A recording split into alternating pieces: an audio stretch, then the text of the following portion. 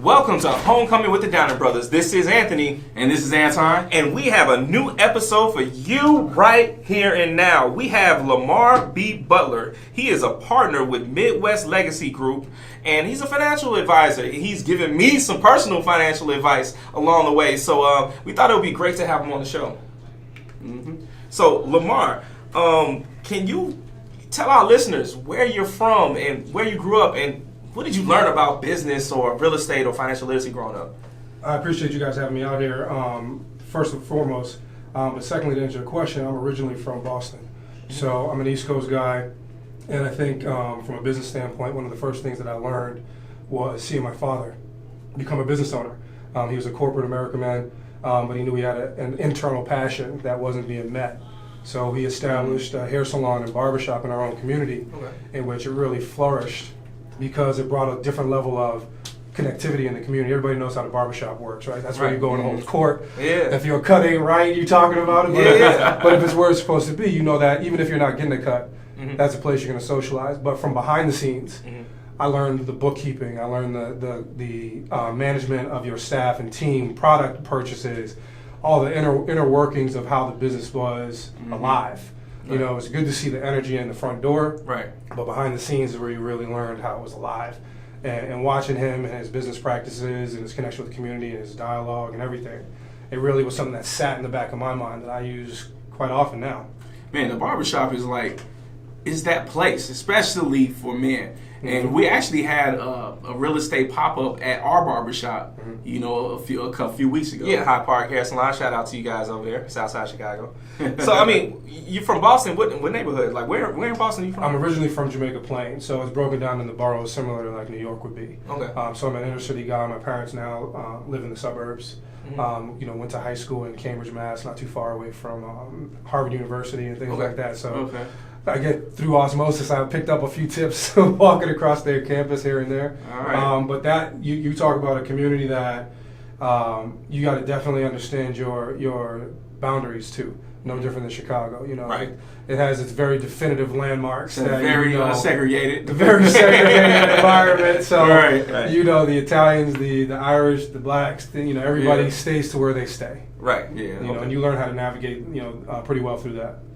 Okay. So, did you know back in high school? I mean, you coming out of high school, you were an athlete, right? I was an athlete. Yeah, I had the opportunity to. I graduated high school at 17 years old. I had an opportunity to play Division I sports. So that was something that I had really thought about as a kid playing. You say Division I sports like it wasn't a particular sport. Yeah, you ain't gotta be that humble, man. You played basketball at a high level. I did. I played. Man, how tall are you? Tell these people who. I mean, because this dude is the tallest person I probably ever met. I swear. I'm 6'11" legit. I'm 100% 6'11". It's difficult to get through a doorway from time to time, so I still learn a natural tilt or limbo style approach there every doorway.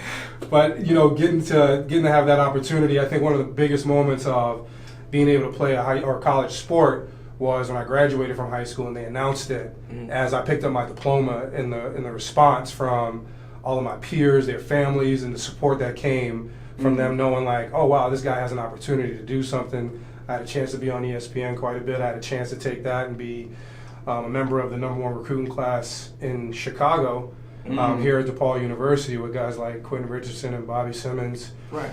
We really had an opportunity to come into Chicago at a time where there was a void in sports. Right. The Bulls, Bears, Blackhawks, Cubs, nobody was really doing well. Right. But we had a bunch of city kids that were getting a lot of publicity. Right. And I was happy to be a part of that. I didn't even look at DePaul as a campus. Right. I came in and I saw the skyline. And I was like, yeah, I'm going to do this. Made my decision on the ride from the airport. Didn't see a classroom, a dorm room, none of that stuff. I was like, yeah, I can do this. All right. Well, you know, shout out to DePaul and the basketball program over there. Definitely. All right. Well, we're going to move into our pop culture moment where we just take something from the headlines and you know, just talk about it. So what I found was a story about a black-owned real estate development company that's fighting gentrification in Atlanta. So, according to Black Enterprise, a division of the real estate company H.J. Russell & Company, dubbed Russell New Urban Development LLC, is working towards providing affordable housing for Atlanta residents impacted by the wrath of the city's changing landscape. The company completed a residential project that features 210 affordable units for families, senior citizens, and those who have disabilities. The properties are located in the Old Fourth Ward and Reynoldstown sections of Atlanta. All the units are subsidized, and residents will have to pay 30% of their annual income for rent. Organizers of the $22.3 million project say they are dedicated to bridging the housing affordability gap for low-income families and are on a mission to provide quality housing for Atlantans impacted by gentrification. So this is a major issue across the country. I mean, affordable housing and gentrification and the way that neighborhoods that were kind of, I guess what you want to just call it what it is, poor neighborhoods, are now being redeveloped to the point where the people who were originally living in the neighborhood can no longer live there. So for developers to come along and actually create subsidized housing that people can be proud of, and it's not the projects. Because I mean, if you grew up in Chicago and on the South Side, we knew about the high rises and the projects, and it wasn't a place that people were proud to live in. Right. It was just where they were forced to live, and they just survived it. So So we're personally the Downer Brothers. You know, people know us for flipping single family homes, but we're moving into doing commercial real estate, and what we're focused on is doing the same thing, doing impact investment. Man. Right. So affordable housing that people can be proud of. Right. And it actually is holistically helps the entire community and not just the eyesore or something or a negative connotation. I experienced that live in Boston. If we want to talk about across the country, I think you've seen this impact in many cities. Chicago alone, I've been here long enough to see it happen here. But one particular area where I'm from, back in Boston, Mission Hill Projects. I had not been in Boston for a number of years, and Mission Hill Projects were not really a place where you cut through too much, right? Right. And it's situated right behind the university as well, just like in Philadelphia. Which university? Northeastern University. Okay. So no different than Philadelphia, how Temple is on the north side, but it's right in the middle of the hood. Right. I went back and I saw that all of those previous projects had been gentrified, right? So now you have affordable housing, you have student body that are comfortable walking through the community, you have people that take pride now in the environments in which they're attending, right? And I think for the psyche of the inhabitants, the people that are living in those communities, it brings a sense of pride that allows you to want to keep up with what you have now, sort of feeling kind of embarrassed or ashamed of where I live, and not feeling that you can be proud of what you've accomplished. Right. Because there's only so many of the haves. There's a much bigger majority of people that are gluing stuff together, making things work, coming together to make some end in mind, a reality for their family and loved ones. Right. And the ability now to develop into the moral psyche of everybody having something they can call their own and feel good about, I think it's beneficial to continue to see having in many cities. And I think the thing we need to talk about when it comes to gentrification is that it is not monolithic. Gentrification doesn't have to be a negative. Right. We can gentrify ourselves. Those communities where, let's just move out and move to a richer neighborhood. Right. How about we just all as a collective just put a new roof on, do a cash out refinance to get a new kitchen in your house and landscaping and things like that. And if the whole neighborhood is thinking that way, instead of flying away from the neighborhood, we can that's gentrifying ourselves. And I also think that you have to be willing to take that time too, because the types of developments that we're seeing, none of this happened overnight. Right. These are over a decade span of time sometimes. Right. We have to ride that wave. I remember having a conversation with you a little bit back, just about how the lines of Bronzeville were expanded. Right. Yeah. And changing shape of a community. There's only so much lakefront property that everybody can have. There's only so many people who can afford lakefront property. What about the other, 1,000 miles worth of lakefront that could be used and developed into a space that will allow some of the people that have been here for a long time to enjoy as well. Right. And I think, well, you're a financial advisor, right? And so there has to be like a holistic approach. I mean, one of those things is teaching people in these communities to get to the point where they can save their money, get their credit right, buy properties, some to live in for themselves, others to just buy other properties to rent to other people, so that it's not an eyesore in their own community. You can buy a property and rent it to someone else, and now you've taken an eyesore away. And then the other pieces to this is that we need to make sure that people are getting life insurance policies and that they're saving for retirement. Correct. And so, I mean, that's one of the things that I was really interested in having you on the show to talk about. Sure. I think a lot of what I've heard just from the real estate standpoint has been a lot primarily focused on the front end. How do you get your dollars in order? How do you get your credit in line to acquire this particular asset? My second question to that is, what's in order so that you can transfer this asset? If you've put your work effort, maybe spent, a teacher's pension to be able to afford this home, the idea is that you want to be able to keep that in your family somehow. And at what point do we have a strategy in place that allows a seamless transition of assets so that we can have a legacy transition for our loved ones, our family members, whomever, but nonetheless, that asset that we worked for is now retained. For example, my family was fortunate enough to have multiple family homes on Martha's Vineyard where we would vacation. So the aunts were all school He teachers. said Martha's Vineyard. This is a brother whose family has multiple homes in Martha's Vineyard. And it's on my bucket list to go to. Yeah. Okay. So what they did was they had a great plan in mind. When you talk about experience, right? Right. They were all teachers. They took they put their earnings together, and they bought a house on each portion of the island. So there's 5 houses in the family altogether that have been established since like the 60s, right? Now these same properties are worth millions. Well, y'all was just kicking it with the Kennedys and whatnot? Well, we knew a few people on an island, but it worked out to be a place to stick around. You become jaded being there a little bit often, but then when you look back, you say like, wow, that's an experience that not many get to share. So what are you all doing with those properties now? I mean, you hold on to them. I guess they're well maintained. Are you? They've been winterized. One's literally where we have one right in the Inkwell. My family's is right in the Inkwell, which is across the street where Spike Lee shot a lot of his movies. I was going to ask you The that. movie was shot right there. Jaws was shot about a half a mile down the street. But what are from you it. guys doing? Are you Airbnb? Are you renting them out yearly? So they're What's going rented. on? They're rented out. Literally, we can't even get into the place half the time anymore because you have to rent out the whole place for weeks at a time, and it's never not available. So or available rather, I should say, because the area has evolved so much that it's a 7-bedroom house. So now you have people who are saying like, well, we want to get away for a little while. We have a space to do that, and now we've created a profit and a business model around having this in our family. That is amazing. And again, there's 5 of them, and it was all predicated on a decision made by family members early on that just had the wherewithal to say, what can we do and create something that we can still maintain. They've been dead for 30 years.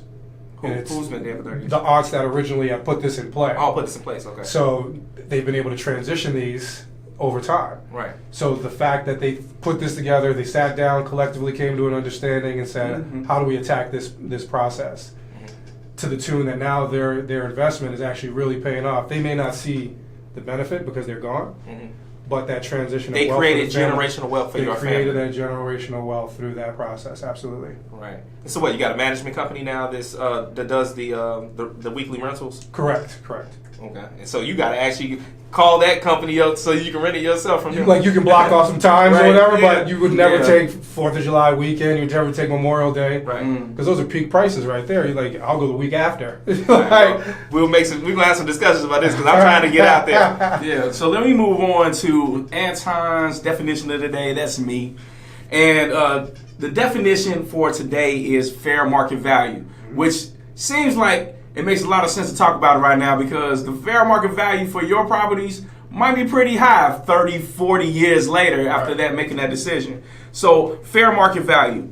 The whole point of having an appraisal and an assessment completed for a home for sale is to determine that property's value. Generally speaking, the dollar figure put forth by the appraiser and assessor is averaged out with other residential figures from the local market, and then comparable sale prices are factored in, thus giving sellers relative fair market value for their home. All right. So fair market value is definitely important when you are selling your property, right? I mean, Right. you want to sell it. You want to know how much your property is worth, and then you want to sell it for what it's worth. But on the buyer end of it, you're trying to. But you want to know what the fair market value is for a property because you're always trying to find a situation where you can buy a property in that neighborhood below market value. Correct. So that's why you have to know the baseline of what the fair market value is for that But neighborhood. also you look into things like, when I did this not too long ago, to where I disagreed with the price of a purchase of a home on the north side.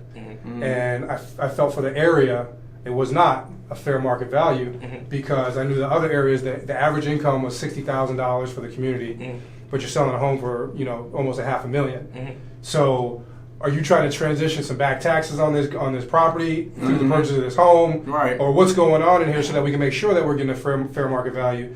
But I would suggest that you always do that due diligence to make sure where are we getting hit, like, you know, the glimmer and shine of this home being brand new built and all that type of stuff doesn't inherently mean that those same pipes didn't come from Home Depot, right? So if you build this house a few blocks down the street across an invisible line, it may be $100,000 less. So when you look at the value of that place, I think a fair market value and understanding what that really means and how it's derived is really important for us as a community to understand. Exactly. We need you to tell us a story at this point. Okay. All right. So we want you to give us your dream, plan, execute moment. Something from the past, the present, or the future. Anything, but just give us a story about something you dreamed of and how you planned on getting it and how you executed that plan. You know, originally when to be in this position that I am now, to be, you know, have the pleasure of being here to talk with you guys about everything. It wasn't something that was an original vision, right? I was introduced to an opportunity through becoming a trader, and now I have a master's degree in technology and a minor in Japanese, where I originally was planning to be an international liaison in Japan and work backwards with U.S. businesses. The opportunity became available after I was closing out my basketball career to work in the trading pits and start to learn that experience. So a classmate of mine's dad had been a full seat member at the board in Merck for over 50 years. No technical background. So that's where I transitioned in, and I started to be aware, because I was originally a wealth management client. Okay. Then I started to learn wealth management by its inner workings, understanding the market, understanding how the shifts went. So from there, that's when I started to paint my vision of what do I want to do with this now, because originally I was planning to move to London, stay in the private sector, and work in hedge funds. It worked out better that project dissolved a little bit, and I had an opportunity to transition some licenses and work with the public. From there, I knew that what I was doing was bringing inherent value to families in transitional wealth that people may not have had an education on before, to be better educated, organized, and prepared for the financial circumstances that we all ultimately face. So from there, I said, well, what do I want to do with this, and how do I want to take this on? So I said, you know what? I want to be in a decision-making position. I want to have a platform to guide the direction of our firm and so forth. So I had an opportunity to work with two leading mutual companies in the wealth management space, and now we function as a boutique with a business partner of mine who's also a former athlete, former Chicago Bull as well. And now we have the opportunity to affect and change the direction of people's lives. I work obviously with athletes, but closely held business owners. Do a lot of estate planning with the special needs community and transitioning wealth. When you talk about the urgency of legacy, that's a very important place, because it's not consistent with a transitional process of a traditionally functioned child, where they get to college and move on. You kind of give them a little bit of freedom. They can start fending for themselves, versus a child that may be on the special needs platform that needs support throughout their lifespan. So when you talk about really, adhering to a plan, strategy, and structure, to know that you can help somebody create that opportunity for their loved one, it's really impactful for myself as an individual, but as a community, to know that you've done something that will positively, you reflect that for years well after I'm gone. Right. Wow. Yeah. I mean, that took you. I felt like I went around the world. I did too. Like, then I went across different Japanese, careers. I get London, maybe working in that business sector, but did you play ball in Japan? Why would you think of that? You know what it was? I really just wanted to challenge myself and do something I had never done. I originally wanted to be a computer hacker. So I got a computer hacker. Wow. Dead serious. With a white hat though, illegal. You're talking about legal, y'all. Legal. All the good stuff, right? But what happened was, I thought that would be something that I had no background experience in. I'm a fan of challenging myself, being comfortable, being uncomfortable. So I said, what would separate me from being a former athlete if I were to try to apply for some job? What gets me into that room? Right. And I said, well, technology is the direction that we're going. Asia, Japan are our biggest business partners. So simple thinking, it made more sense, and I thought Japanese was a little bit more culturally aligned with the U.S. because there's so much influence between the Western world and Japan, that I thought it would be a better transition of learning that process than maybe trying to learn. Like my daughter spoke Japanese, she's Chinese, she learned Chinese, and I learned Japanese. So it was just a way to kind of think outside of a traditional box. As a former athlete, African American man, multicultural personality, whatever. How do you start to create opportunities for yourself if you didn't have any help? And sometimes it's the trajectory of where you're going that is attractive to other people that you have an opportunity to come And across. can you say what's up in Japanese to our Japanese listeners? Domo kareyakumashita ka? Wow. Don't know what he said, but it sounded great. Hey, for all you Henrys out there, you can still travel and get real estate and go from high earning, not rich yet, to high earning, I'm rich. Yeah. And you know what? In fact, we can scale it back. If you're in your Jordan year, you're 23 years old, 7 years later, you're 30. Correct. And at 30, you're in a position where, because you've been consistently putting money away through a whole life insurance policy, and if you want to contact Lamar to talk about this, you can at the end of this episode. You have to think about the long game. This isn't an overnight thing. This is a long game. And I know from personal experience, because I have several of these financial products that we're talking about where I've saved money and I've been able to use it for my real estate purposes. So right now, let's go to what does homecoming mean to you? That term, when you hear homecoming, what does that mean to you? We're not talking about the band in the football game, are we? We talking about. I think homecoming. I think there's pride in that. There's ownership in that. There's responsibility in that.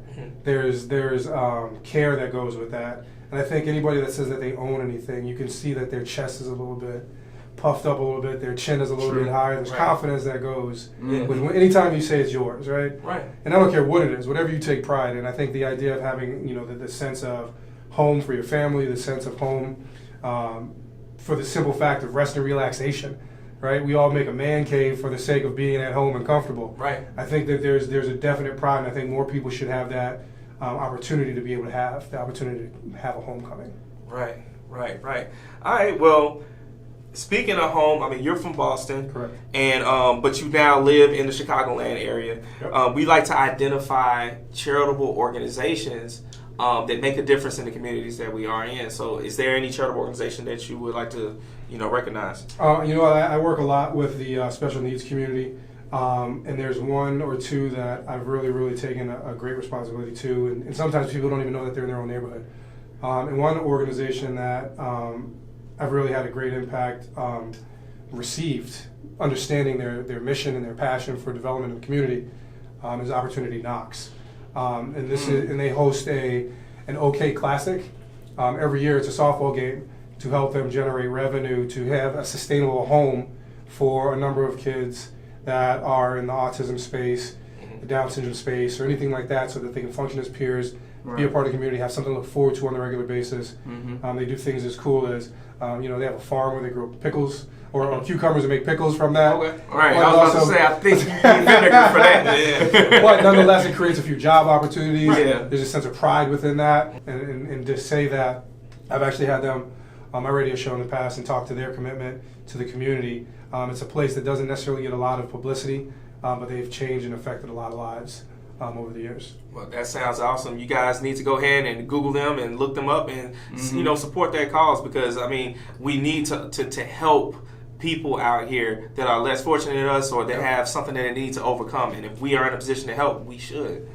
All right, so this has been a great episode. We have with Lamar B. Butler, partner at Midwest Legacy Group. And if you were listening, we were talking about financial literacy in this episode. Sure. Go ahead and press rewind and go back. Start the episode over and really start thinking about how you're going to save for your retirement, for life insurance, for all the different things that you need, because you have to think long term. It's not about the instant flip. Yeah. We come from an era that's a little bit prior to the technology interface. Right. So if you didn't have that encyclopedia, your homework might not get done right. Versus these kids now that you can just go online and find everything that you need access to. And it just opens up a sea of opportunities that we never experienced. But we also have to create that reality that some things do have a labor of love attached. A labor of love attached. And we will conclude our episode with that. Make sure you go ahead and check out the downingbrothers.com. You can learn more about our mission, our merchandise, and everything that we have going on. Check us out on Instagram at the Downing Brothers. And stay tuned. We'll have a new episode coming real soon.